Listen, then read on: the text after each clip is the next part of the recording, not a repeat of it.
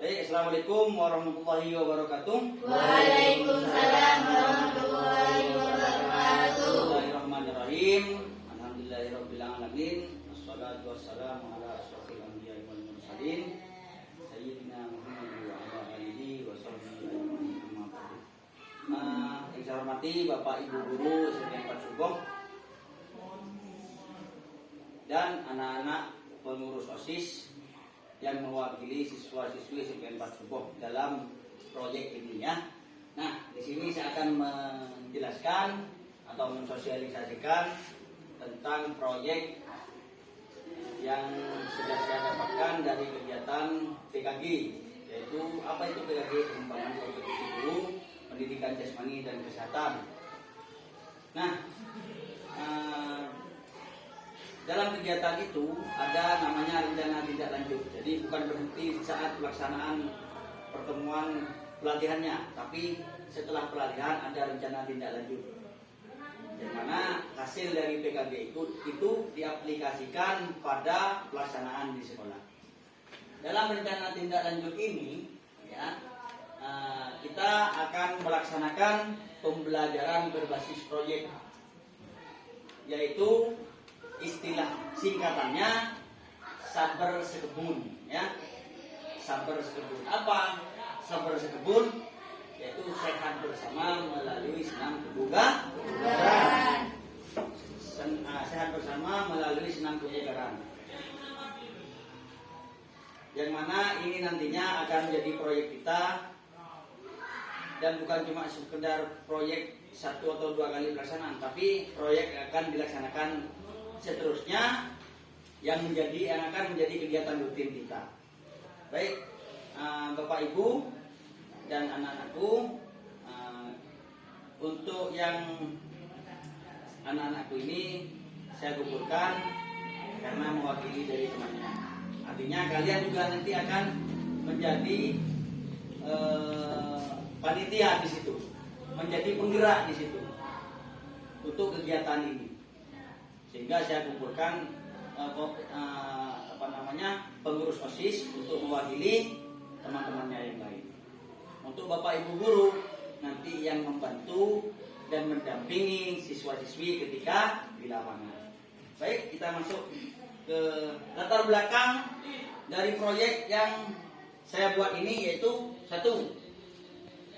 Adanya kegiatan ini dilatar belakangi oleh banyaknya siswa atau teman-teman anak-anak ini yang kurang menyadari akan pentingnya bahwa olahraga itu berpengaruh terhadap kesehatan tubuh. Sehingga itu yang menjadi latar belakang proyek yang akan dilaksanakan. Kemudian yang kedua, mengenalkan kembali salah satu aktivitas olahraga yang berpengaruh terhadap kesehatan ya. Kan selama ini tidak ada sudah senam ya. Zamannya saya masih SD itu masih ada senam, SMP masih ada senam pagi setiap hari, dan sekarang sudah tidak ada lagi. Maka dari itu kita coba menghidupkan ya, yaitu melalui senam kebugaran. Kemudian yang ketiga, melatih keterampilan bergerak siswa yang nantinya akan menjadi kebiasaan. Dalam hal ini, maksud dari kalimat ini, siswa yang terampil bergerak, maka nantinya harapannya otomatis akan menjadi kebiasaan dalam sesuatu apapun.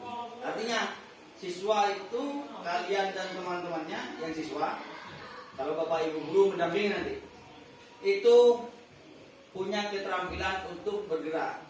Dalam arti tidak malas bergerak, mau melakukan sesuatu itu mampu, sehat dan sebagainya ya.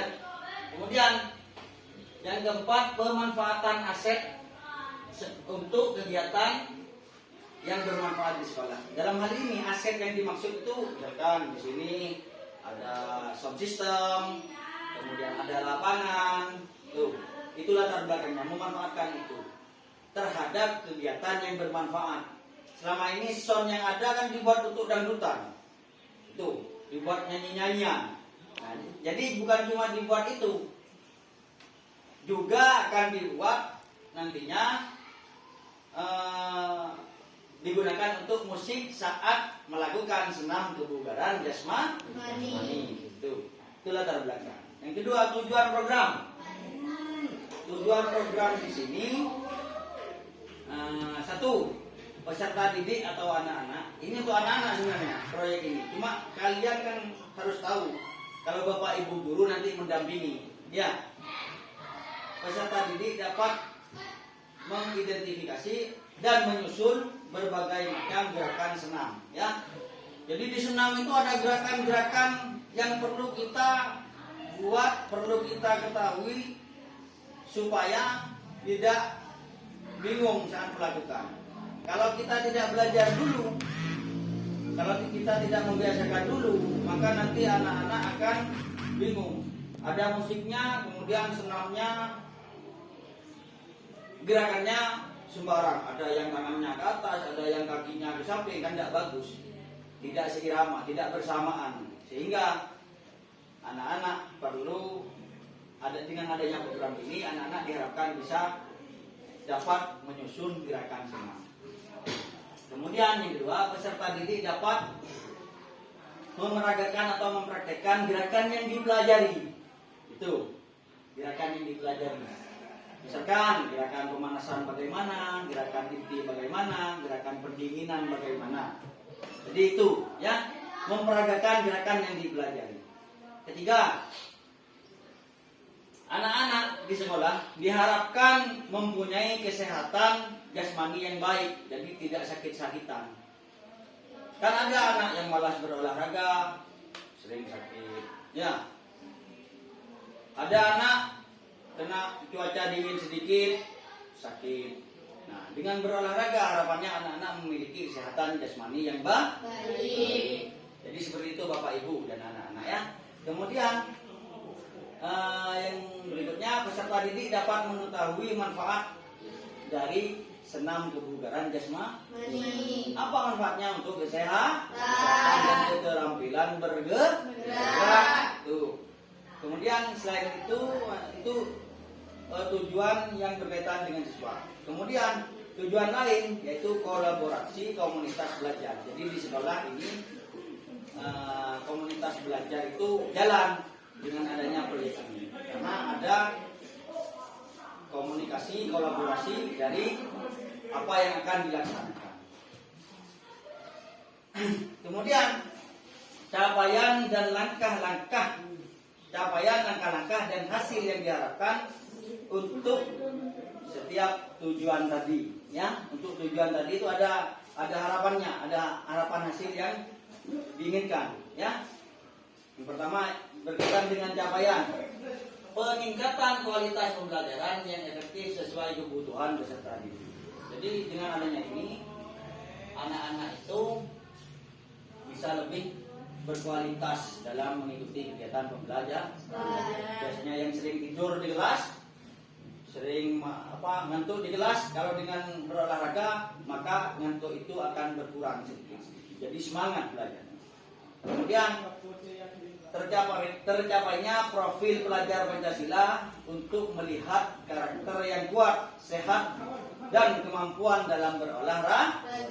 Jadi profil pelajar Pancasila apa yang didapatkan dari kegiatan ini? Yang saya ingat itu kayaknya gotong royong, kreativitas, itu mandiri, karena belajar mandiri, ya.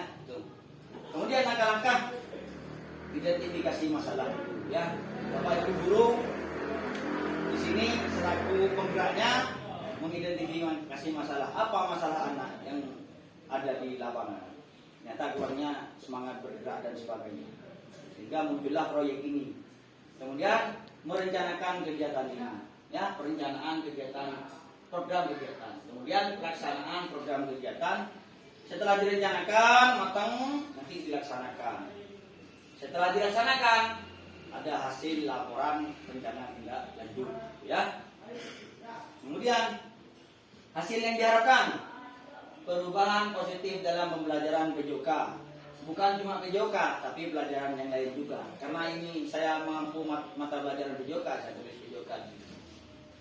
Kemudian perubahan sikap peserta didik. Yang awalnya sikapnya acuh kita atur terhadap kesehatan, maka akan berubah ya. Peningkatan kompetensi guru. Jadi Bapak Ibu guru di sini punya peningkatan kompetensi. Oh, ternyata kesehatan anak dapat dipengaruhi oleh kegiatan-kegiatan seperti senam kebugaran dan sebagainya. Ya, terciptanya lingkungan sekolah yang kondusif.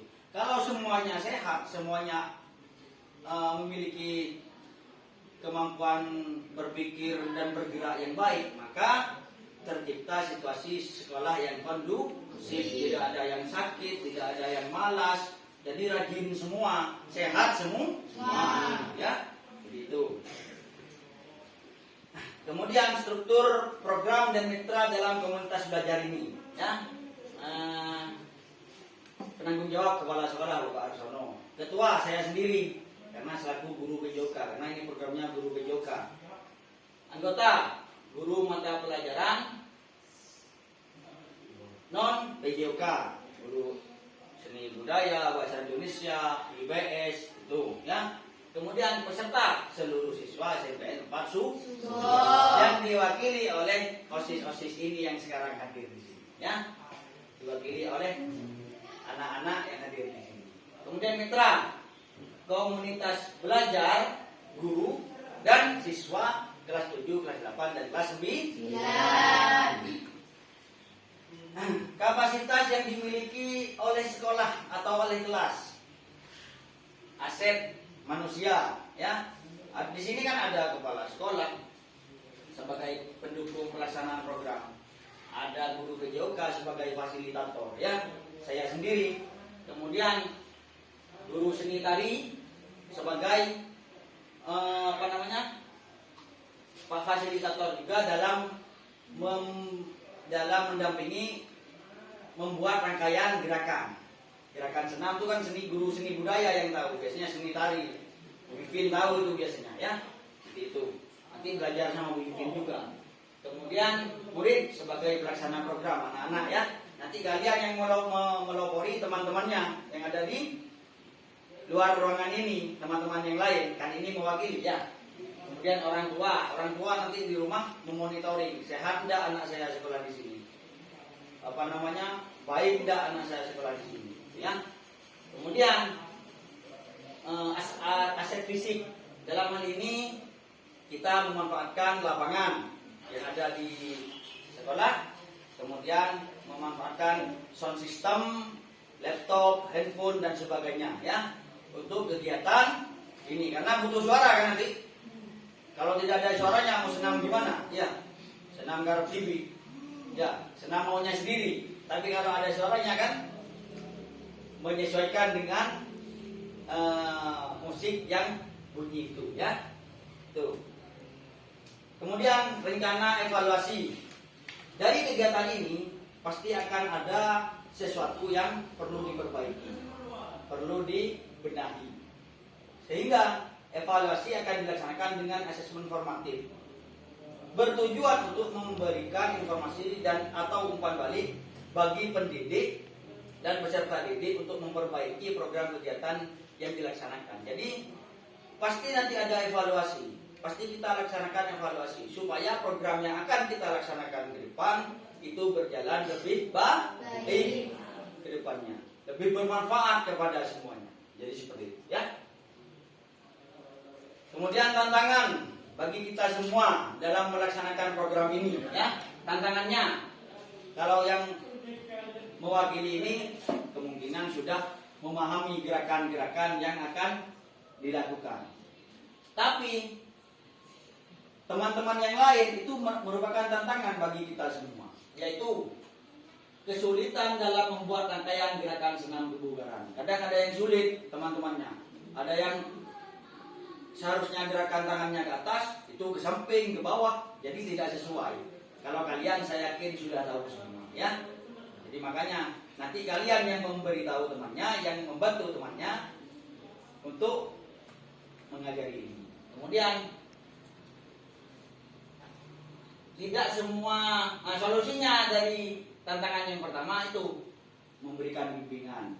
Jadi dari nanti Pak Guru menemani kalian untuk mendampingi temannya membuat gerakan, termasuk bapak ibu guru yang lain juga. Tuh sama-sama belajar karena kita di sini ya. Jadi kemudian tantangan yang kedua, tidak semua murid dalam setiap kelompok terlibat aktif. Jadi kadang dibagi kelompok misalkan, kadang ada yang mau belajar, kadang ada cuma duduk-duduk, cuma cerita-cerita. Nah itu tantangan.